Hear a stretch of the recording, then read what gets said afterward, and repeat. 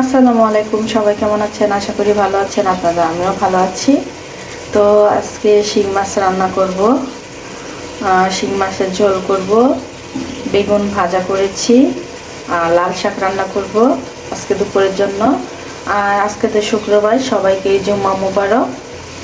তো এই তো এখন আমি মাছটা বসায় দিছি। তো এখানে আমি মাছ বসায় দেওয়ার জন্য পেঁয়াজ দিয়ে দিয়েছিলাম। পেঁয়াজ ভাজা হয়ে গেছিলো, তারপরে হলুদ, মরিচ, ধনিয়া, লবণ আর টমেটো দিয়ে দিয়েছি। তো এটা কষানো হয়ে গেলে মাছগুলো দিয়ে একটু ঝোল দিয়ে দিব। আজকে শুধু টমেটো দিয়ে মাছটা ঝোল করব, কারণ এতদিন তো মাংস খেতে খেতে আর ভালো লাগে না, তো মাংস রান্না করিনি আজকে।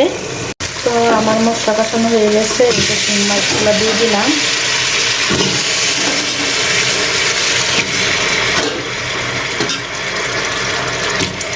শিং মাছগুলো বড় বড় ছিল আর সুন্দর করে আমি পরিষ্কার করছি। শিং মাছ পরিষ্কার করে না খেলে আমার রুচি আসে না খাওয়া। আর দেখেন কত সুন্দর করে পরিষ্কার করছি। তো আমার মশলা কষানো হয়ে গেছে, এটা শিং মাছগুলো দিয়ে দিলাম।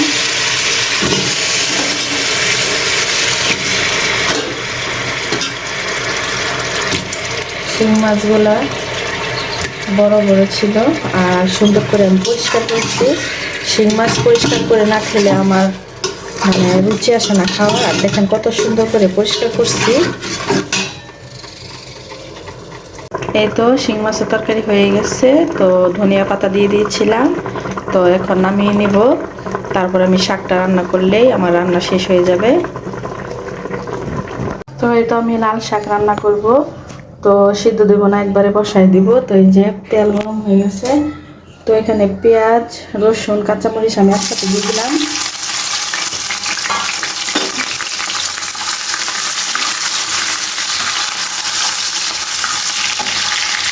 তো আমার পেঁয়াজ হয়ে গেছিলো, তো এই শাকগুলো দিয়ে দিলাম।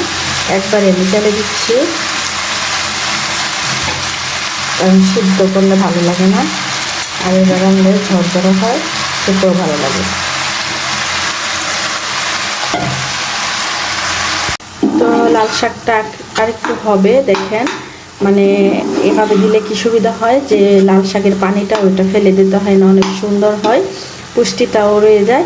আর এখানে শাকের কালারটা একদম ফ্যাকাশে আসতেছে, কিন্তু বাস্তবে লাল টকটকা হয়েছে। তো ক্যামেরাতে জানি কেমন আসতেছে, হয়তো বা আমার মোবাইলের প্রবলেম। তো যাই হোক, শাকটা হলে আমার রান্না টান্না শেষ। এই তো সূর্য ডুবে যাচ্ছে, সন্ধ্যা হয়ে যাবে। আর পুকুর পাড়ে কি হয়েছে জানি না, এত মানুষ। ও হিন্দুরা পূজা দিচ্ছে, মনে হয় পুকুরে কিছু ফেলাবে না কি করবে জানি না। কারো বিয়ে না পূজা কিছু বলতে পারি না, কারণ ব্যালকনি থেকে দেখতেছি, তো তাই বলতে পারি না। তো অনেক লোকজন দেখা যাচ্ছে, মানুষ তাকায় তাকায় দেখতেছিল, তো এখানে দেখা যাচ্ছিল না আসলে কি হচ্ছে।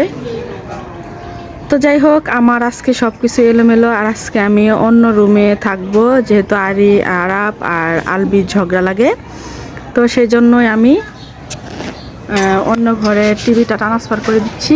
আরাপকে আর আলবিকে আপনাদেরকে দেখাবো, সব কিছু গুছগাছ করে নিই, সব কিছু এলোমেলো, তো সেই জন্য।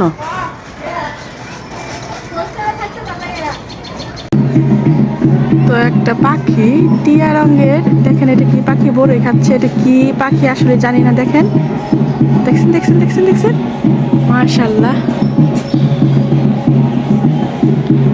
তো মনে হয় সম্ভবত হিন্দুদের বিয়ে, সেজন্য মনে হয় এখানে যে কনেকে বা বরকে যার বিয়ে হয় গোসল করতে আনে, ষাট ঘাটের পানি নেয়। তো এখন কি হচ্ছে আমি সঠিক বলতে পারছি না।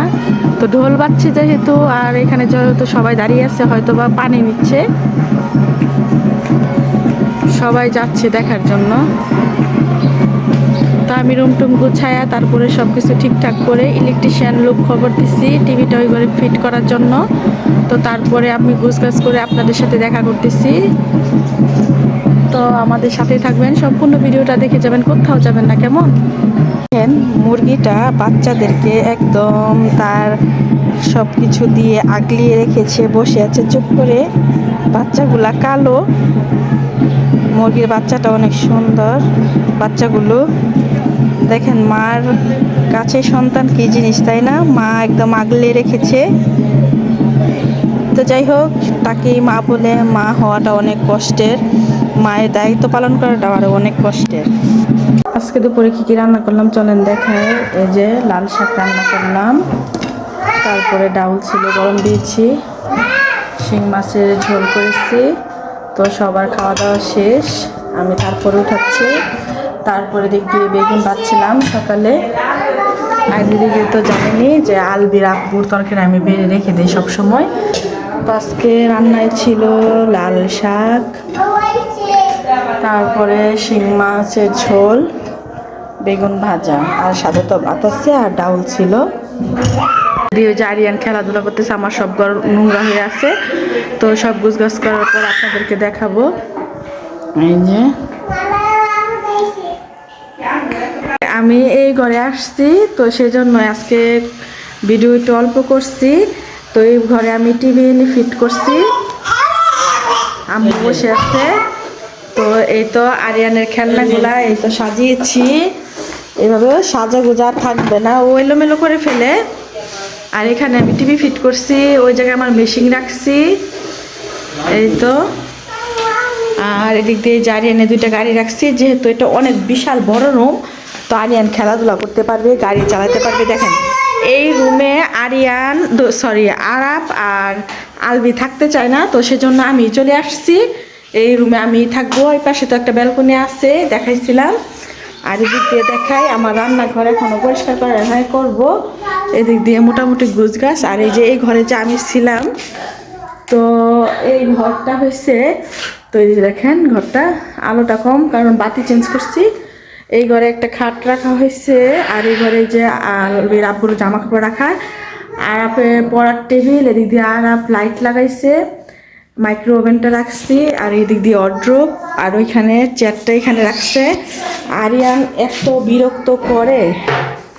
তো এদিক দিয়ে তো এই যে এভাবে গুজগাছ করলাম। আর আরিয়ান উপরে ছাদে, ওরা সবাই মিলে খিচুড়ি রান্না করতেছে মাংস দিয়ে। তো আমি একটু যাবো, যে দেখে আসবো যদি পারি, আর সময় না পারলে তো ওদেরকে বলছি একটু ভিডিও করার জন্য। তো আরিয়ানকে ছিল, আরিয়ানকে নিয়ে আসছে ছাদে, যেহেতু আমাদের এখানে ঘেরা দেওয়া নাই, ছাদটা খোলা, তো পরে যাবে। তো এই জন্যই ওইখানে খেলাধুলা করতেছিল। টিক্কা শিক্ষা, কি সুন্দর করে খেলা করে। মাশাআল্লাহ মাশাআল্লাহ মাশাআল্লাহ। বড় ভাই একটা খেলা করে, ছোট ভাই একটা খেলা করে। দুষ্টু টিয়া পাখি, ময়না পাখি। মোজা পরছো? ও মা, কত সুন্দর। আরে মোজা পরে না, ওর মোজা যেগুলা ছিল সব দিয়ে দিছি। ও ওর বাবার মোজা পরছে। Good boy. তো আজকেও এই যে ভাপা পিঠা বানানো হয়েছে, তো আমি এখন খাচ্ছি। আর আমি যে কি কাজ করছি সবগুলো আপনাদেরকে দেখাবো। ওই দিক দিয়ে আরিয়ান এত চিল্লাচিল্লি করতেছে, ওর জন্য কথা বলা মুশকিল। আর কি বলবো, এই যে দেখেন ভাপা পিঠা এখন খাবো, গরম গরম একটা ভাপা পিঠা খেয়ে পানি খেয়ে তারপরে আবার কাজ করব। দেখেন এই যে কতগুলা কাপড়, আর আপনাদেরকে রুমগুলা দেখাচ্ছি। আমি একটু কাপড়গুলা বাস করে নিই, তারপরে দেখেন আমার শরীরের কি পরিস্থিতি। আমি ফ্রেশ হই নাই, মাথা ব্যথা সব কিছু এলোমেলো। তো এদিক দিয়ে ক্ষুধা লাগছে, তো ভাবছি পিঠাটা খেয়ে নেই, তারপর পানি খেয়ে তারপর কাজ করবো। কাজ শেষ, শুধু কাপড়গুলা বাস করবো। আমার ভাইয়ের ছেলে আরাপ আরিয়ান এত চিল্লি করতেছে বলার বাহিরে, ওদের জন্য ভিডিও করতে পারতেছি না, কারণ মেন দরজাটা খোলা থাকলে বাহিরের শব্দ প্রচণ্ড পরিমাণে আসে। তো যাই হোক, এই যে পিঠা খাচ্ছি, পিঠাটা এত মজা।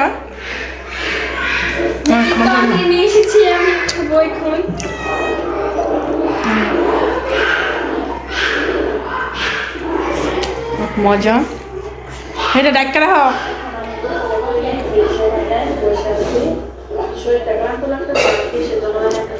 আজকে তো কাজ করছি, আপনাদেরকে দেখাবো এক এক করছি সব কাজ।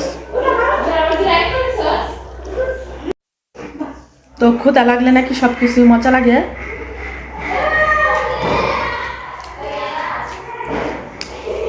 একা একা অনেক কাজ করছি, কারণ গুছানো কাজ আর কেউ করতে পারে না।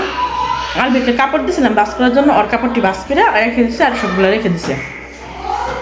তো আপনাদেরকে দেখাবো যে কতগুলো কাপড় বাস করবো। ক্ষুধা লাগলে আসলে সব কিছু ভালো লাগে।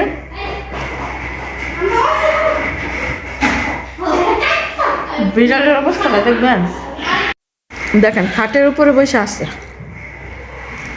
ও রিল্যাক্সে ঘুরতেছে জানেন, পুরা রিল্যাক্সে। মানে ও কি খুঁজতেছে কে জানে, ইঁদুর আছে আবার বাসায় আছে, কিন্তু কি জানি ভাঙ্গা ভালাইছে আমার। দেখেন এখন আমি জামা কাপড় এই যে বাস করতেছিলাম, এই যে বিছনার চাদর, এই যে চাদর এগুলো গোছাচ্ছি। আর দেখেন এই যে শাড়ি কাপড় চোপড় সব এই দেখেন। আর এটা হচ্ছে আলবির রুম, একটা আলমারি, একটা খাট, একটা ওয়ার্ড্রোব, আর এই তো ড্রেসিং টেবিল। এই দেখেন কাপড়ের অবস্থা দেখছেন। তো এটাই আপনাদেরকে দেখাতে চাইছিলাম, তো আর কি বলবো। তো এখন আমি ফ্রেশ হয়ে না, আমি গোসল করবো, কিন্তু মাথার চুল ভিজাবো না, কারণ আছে, কারণ মাথার চুল যদি ভিজানো থাকে তাহলে আরিয়ানের আর আমার ঠান্ডা লাগে যাব। তো এখন খালি শুধু গরম পানি দিয়ে গোসল করব, মাথা ভিজাবো না। তো দেখলেনই তো যে কত কাজ করলাম। তো এখন সর্বশেষ কাজ হয়েছে এগুলা গুছাবো, তারপর রান্নাঘরটা পরিষ্কার করে গোসল করব। তো আমার রান্নাও শেষ। এ পর্যন্ত আপনারা ভালো থাকবেন, সুস্থ থাকবেন, আল্লাহ হাফেজ।